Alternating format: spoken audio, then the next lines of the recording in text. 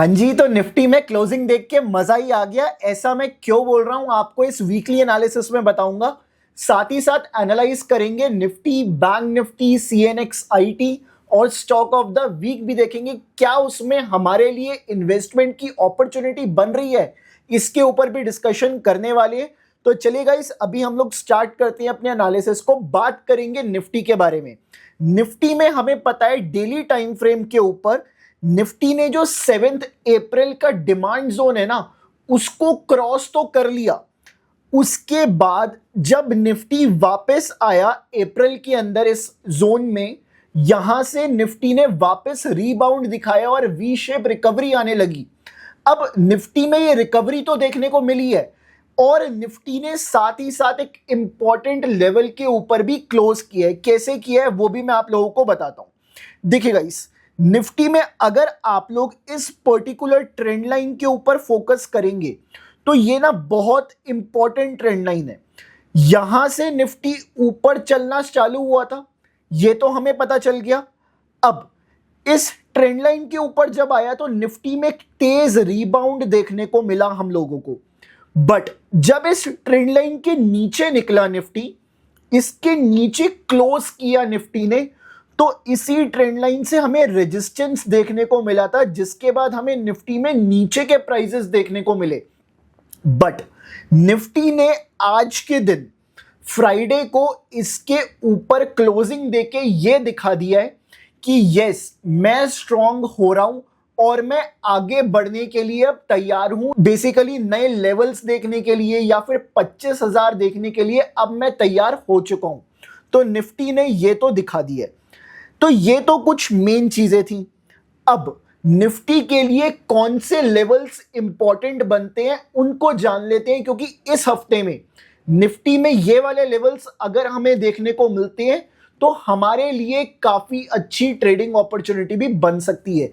तो उसको एक बार चेक करते हैं। तो मैं अभी बेसिक ट्रेंड मार्किंग कर रहा हूं। तो अभी मैं इन डॉट्स को हटा देता हूं जो मैंने लगाए थे, इनको मैं हटा देता हूं और बेसिक ट्रेंड मार्किंग करूंगा। देखिएगा, इस ये वाला एक हाई था, ठीक है। अगर मैं इसको एक लोअर हाई भी मानूं, ये एक लोअर लो था। इसके बाद निफ्टी ने यहां पे एक लोअर लो लगाया, ये वाला एक लोअर हाई लगाया। मैं थोड़ा सा इसको जूम भी कर लेता हूं, ठीक है। थोड़ा सा इसको जूम भी कर लेते हैं। आई थिंक अब बेटर दिख रहा होगा आप लोगों को। नाउ इसके बाद निफ्टी ने यहां पे एक लोअर लो, ये वाला एक लोअर हाई, ये वाला एक लोअर लो, ये वाला एक लोअर हाई, देन अगेन एक छोटा सा लोअर लो था, बट इसको मैं मानूंगा नहीं।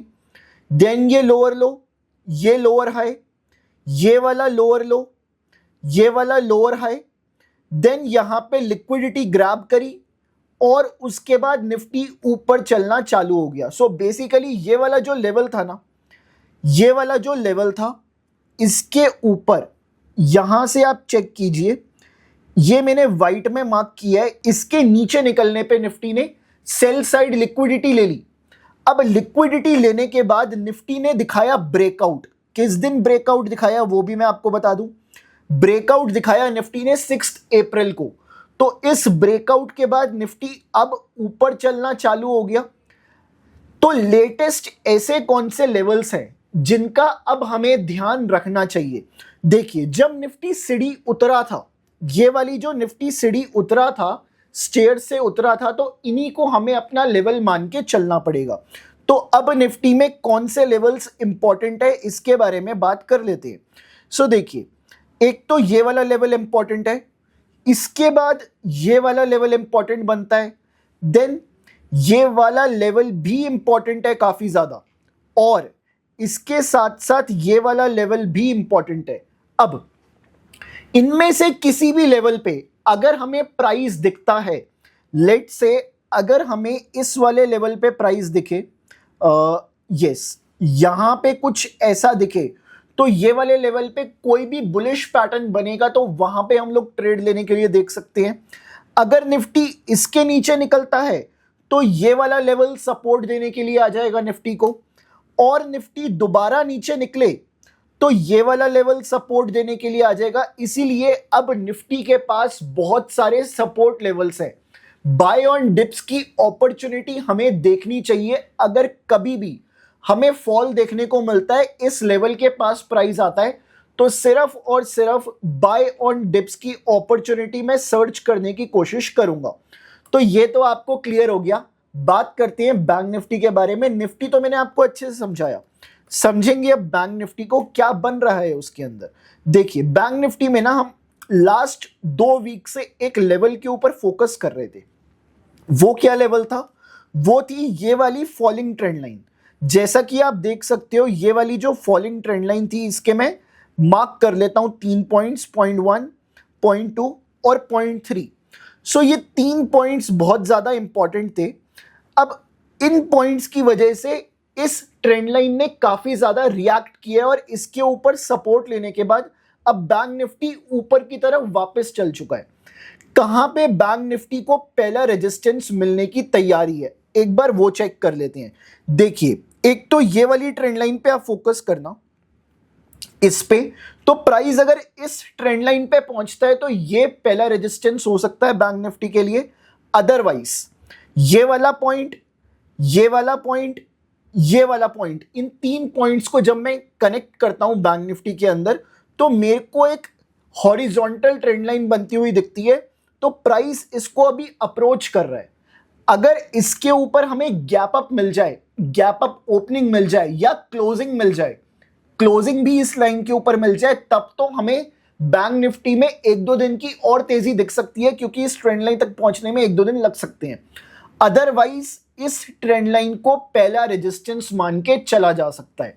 अब बाकी के लेवल्स पे बात कर लेते हैं, जब तक मैं ये सारी एक बार डॉट्स को हटाता हूं ताकि आपको क्लैरिटी अच्छे से मिल जाए। चलिए, तो जिस तरह से निफ्टी में सपोर्ट बनाए थे, बैंक निफ्टी में भी बना लेते हैं एक बार। देखिए, सो बैंक निफ्टी में ये वाला हाई था, देन ये लो, ये हाई, लोअर हाई, उसके बाद ये लोअर लो, लोअर हाई, लोअर लो, लोअर हाई, उसके बाद ये बीच में एक थोड़ा सा लिक्विडिटी जोन था, ठीक है, इसको आप छोड़ सकते हो अभी के लिए। देन ये लोअर लो, लोअर हाई, ठीक है, लोअर लो, लोअर हाई, यहां पे लिक्विडिटी ग्रैब ली, उसके बाद बैंक निफ्टी ऊपर चलना चालू हो गया। कहां पे लिक्विडिटी ग्रैब ली? बेसिकली इस पॉइंट के ऊपर लिक्विडिटी ग्रैब हुआ, उसके बाद बैंक निफ्टी ऊपर चलना स्टार्ट हो गया। तो ये जितने भी लोअर हाइज हैं, ये सब के सब सपोर्ट की तरह एक्ट करते हुए दिख सकते हैं। और अगर बैंक निफ्टी इस लोअर हाई को भी निकाल देता है, जिसको मैंने अभी मार्क किया है, ये लेवल आ रहा है लगभग 57097 का, इसको एक बार निकाल दे तो और तेजी देखने को मिल सकती है। बट ऊपर रेजिस्टेंस भी है, इसका ध्यान रखना आप लोग। एक दिन में दोनों टाइप के ट्रेड बन सकते हैं, पहले ब्रेकआउट फिर रेजिस्टेंस, इस पे ध्यान देना आप लोग। देन इसके बाद ये वाला जो लेवल है, ये भी एक काफी अच्छा सपोर्ट की तरह एक्ट करता हुआ दिख सकता है। और ये वाला लेवल ऑलरेडी सपोर्ट की तरह एक्ट कर चुका है। कैसे? यहां पे आप चेक कीजिए, ब्रेकआउट आया था और यहां से बैंक निफ्टी ने सपोर्ट लिया, फिर वापस ऊपर। सो ये था बैंक निफ्टी का एनालिसिस। अब हम लोग बात करते हैं आईटी इंडेक्स के बारे में। क्या चल रहा है भाई साहब आईटी में? आईटी कुछ करेगा भी या नहीं करेगा, इसको भी चेक कर लेते हैं। देखिए गाइस, अभी ना मैंने क्या किया था, पीछे से ना कुछ दिन पहले या लगभग 1 साल पहले मैंने कुछ पैटर्न्स को एनालाइज किया। अब यहां पे आप चेक करेंगे ना, ये वाला जो जोन है, जो मैंने ग्रीन कलर का जोन मार्क किया है, ये है डिमांड जोन। इसके ऊपर आने के बाद प्राइस ऊपर की तरफ जा सकता है। तो ऐसा ही होता हुआ दिख रहा है मेरे को। अगर मैं मार्किंग्स करता हूं तो मेरे को कुछ ऐसा ही होता हुआ दिखा है। जोन के ऊपर आने के बाद प्राइस ऊपर जाता हुआ दिख रहा है।